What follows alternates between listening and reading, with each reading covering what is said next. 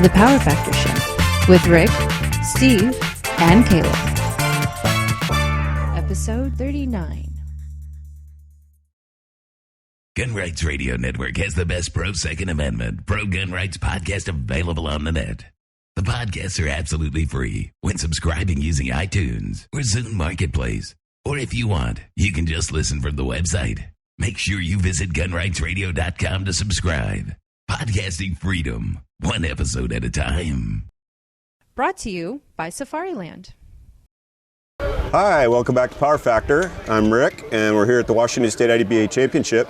I've got Massad Ayoob here from the Pro Arms podcast, and Moss came up to shoot the match. We're happy to have him, and my first question is, what did you think of the match? I thought you guys put together a decent match. I liked the strict emphasis on cover. The stages were well thought out, a little, left hand only, right hand only, two hand, upside down, hanging off the chandelier. Okay. You pretty much covered the skill set, and that's really what IDPA is about. What did you think? I have shot all of my IDPA on the West Coast. What do you see? Was there any kind of a theme or anything that you saw in the stages here that was kind of outside what you see elsewhere? No, I can't say that. I don't really see a regional thing. We've shot Southwest, Northwest, Northeast, Southeast, and Heartland. And I think everybody is trying to stay with the program, stay with the original precepts that Wilson and Hackathorn and all the founders came up with. You'll see certain stages everywhere. Is that My Briefcase Homie has become a national classic. Yeah, exactly. One or another variation of El Presidente. Sure. We've seen on the East Coast the longer range presses. And, more so on the East Coast, though, the long range stuff? I've seen it more on the East Coast than the West. But the twist you had on it here, 35 yards, then reload, move to another position, go prone, and do the rest of it. I had not seen. That was a new one for me. Okay, good. Yeah, I mean, we always have the long-range stage. That's one of the things people, I think, either look forward to or, it strikes terror in their heart. But we in fact, one year we actually called the stage occasional shots out to 35 yards, because that's what it says in the rule book. It's okay if you have occasional shots out to 35 yards. And so we've always done that. It's usually like a variation on the El Pres like that. But so on the one of the things that I've found, I've shot a lot of IPSC, and classifiers there's sometimes a kind of a memory test. And one of the things I found is when you have a kind of a long string with multiple requirements, different reloads, strong hand, weak hand. Is that something you see a lot, where you're firing 18 rounds, you have to remember the sequence of events? Yeah, we're seeing that around the country, and that, again, tends to be less regional, Rick, than going to the roots of the match directors. You'll find the guys who came from IPSC tend to transfer their IPSC stuff, put on a vest and a concealment holster, and get as much round count as possible. Yeah, and that's another thing. But what is your take on, let's say, having 2 8-round courses of fire in one bay with a tack load in between versus having a single large 16-round stage, as it applies to like the principles and the theory behind it? I think it's really a coin toss, and I was happy to see that here you had both. Yeah. The shooter has to think. We're talking about carrying a lethal weapon for personal protection. We're talking about having to make, in a second, decisions that will be analyzed for years by people who've never been in the situation of the shooter.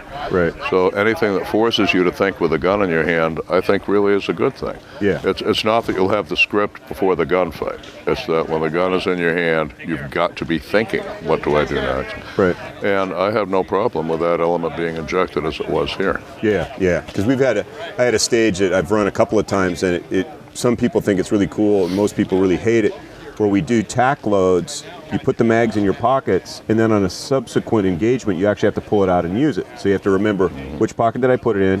Which way is it facing? And I very rarely ever see a stage with a tack load where that mag or clip comes back into play later in the stage.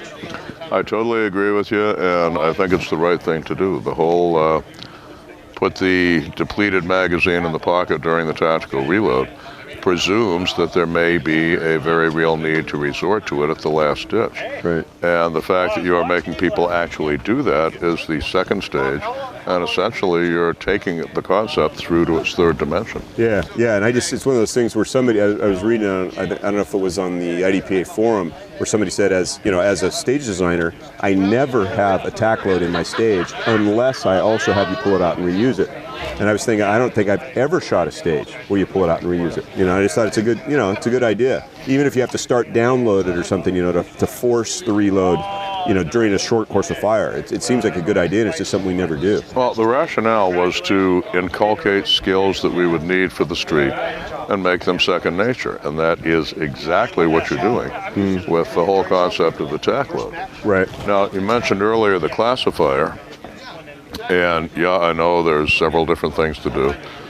At the same time, one thing that impressed the heck out of me back east that I haven't seen elsewhere in the country, years ago in New England, at the New England Regional and in the early years of the Smith & Wesson Winter Nationals, they would incorporate all three stages of the classifier into the major match. Okay. And you and I both know what a problem it is with the sandbaggers who will, oh gee, I think I'll do all headshots. Oh, I'm only sharpshooter? Darn. Right. And then they're division champion in the next match. Sure. And one thing we found is when all the cards are on the table to win a big title, right, they pull out all the stops, they go to the limits of their skills, and all of a sudden the classifier becomes meaningful again. Yeah. One thing I'd love to see would be that coming back, the classifier actually being incorporated in say 3 of the 10 or 3 of the 16 stages of the sanctioned match. And then simply break those out and say, oh, by the way, fellas, here's your current classification. Right. Now, do you think that there should then be a class bump based strictly on your classifier scores extracted from the overall match results for somebody? I do, and I'll tell you why. It's if on Saturday you shot the classifier at Club A, and gee, you were moving in slow motion, and somehow you just barely missed making expert. Right. And tomorrow you win division champion at the sanctioned match. Right. I don't know about y'all, but my BS alert goes off. Sure. If you are able to shoot the classifier, not just in a calm condition when you knew you'd get a do-over on classification day, right, if you are able to shoot master at the Midwinter Nationals, at the New England Regionals, that tells me, by God, you are a master. Sure. And you get the bump. Yeah. And then what do you, they've introduced this new distinguished master that's kind of, I don't want to say it's honorary because it's earned, but it's not earned by shooting a score. Correct. Do you think that they will or should turn the honorary or turn the distinguished master into a score that you can shoot on the classifier? I'm not sure of that. I kind of like the way they did it. And the reason is, just as there are sandbaggers on one side, there are grand baggers on the other. Sure. And you're sitting here next to one at the moment.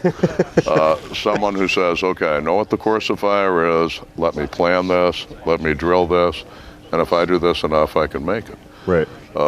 I first shot the IDPA classifier up here in Washington in 1998 at Marty Hayes' ranch. That day I was carrying a Glock 30, shot it with hardball, and expected to make master. I was in master and everything else I shot. And I'm like, high expert. This is tougher than it looks. Yeah. I'll try it again. Right. I came in high expert, and I'm like, damn.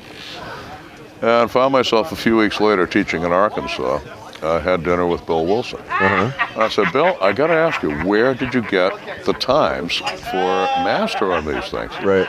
He said, oh, I shot it. And you got to remember, he used to be captain of the U.S. team in IPSC. Sure. And Ken Hackathorn shot it, and Rob Latham shot it. And I asked Jerry Michalak to shoot it with a revolver. And that's where it came from. And I'm like,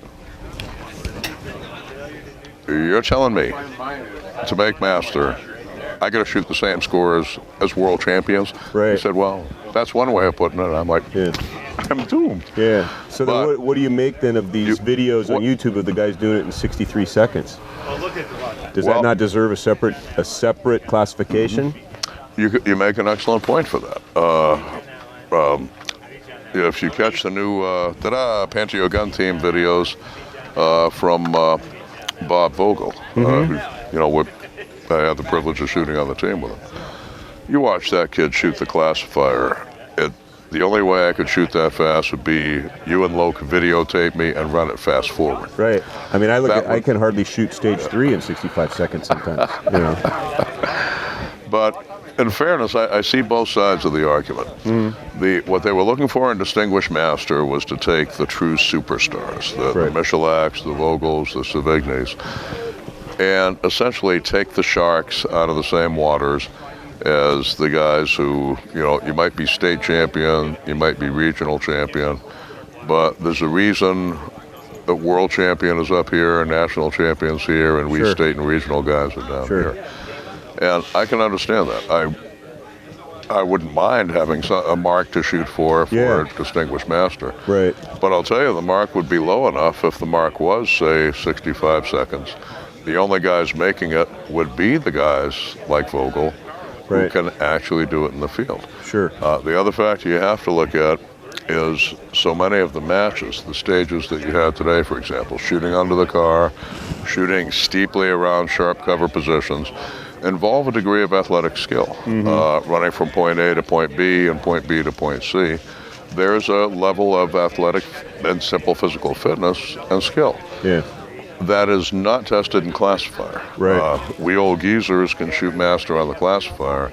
There is no way on God's green earth, without some assistance from kryptonite, that I am going to beat Savigny or Michalak running an actual course at the Nationals. Yeah, I mean, like on the local level, when I was, let's say, as a sharpshooter, I was usually often able to beat experts, because I felt like, okay, they can probably outshoot me. They've got a better classifier score, but my match skills were better than theirs. I got into and out of positions better, and the classifier just does not test those things, and they play such a huge part in any kind of a scenario. Especially, a lot of major matches tend towards these large 18-round scenarios where a large chunk of the stage time is not shooting time, it's running around time. Yeah. And it seems like it gives a big advantage to the more athletic shooter. And I'm not necessarily against that, because IDPA is a sport, but that kind of tips the balance. If you think of self-defensive shooting as kind of like a quick and dirty close range kind of a thing, those big stages seem to give an inordinate amount of, placing an inordinate amount of importance on athletic ability. And sometimes I think, I don't know is that what we want, or is that just the way it is? I mean, inevitably, if it's a sport, the more sporting of us are going to win, or, If we're looking at replicating something that is going to translate to the street, one thing we've got to bear in mind, if we hope to have it perfect, it's doomed to fail. The street situation is won largely by tactics. Tactics, by definition, are subjective. The match has to be some objective formula that can be objectively measured and objectively judged. Yeah. And from the National Tactical Invitational from about 1990 to about 2010, it was a great learning experience, but in the end, you couldn't make it exactly the same for every shooter. Right. When you're doing the force on force, the role play, if you will. No two shooters are going to get the exact same confluence of circumstance. Sure. So, given the fact that IDPA is very upfront in saying, even though it's born in self-defense principle, it is a game, it is a sport. Right. That means there have to be objective parameters by which it will be objectively judged. Yeah. And that means the subjective element of the tactics is to some degree going to have to take a back seat. Yeah. Yeah, I mean, I always tell people when they start invoking reality, I always say when you're shooting IDPA, the rule book is reality. It's not what you're going to see on the corner downtown when somebody, sticks a knife out in your face. But I just thought, we do the best that we can to simulate self-defense situations using simulated cover, it's all simulated. But, I think the sport does a good job in the context that we're working in. It does a good job of that. I mean, it gets you to think on your feet and, I think I can give you an example of that. Both our shows are on Gun Rights Radio Network. On the Gun Rights Radio Network forum, one of the regulars is Gardner 230. Okay. He's a street cop in the Carolinas. was into IDPA before the first time he had to actually use deadly force in self-defense.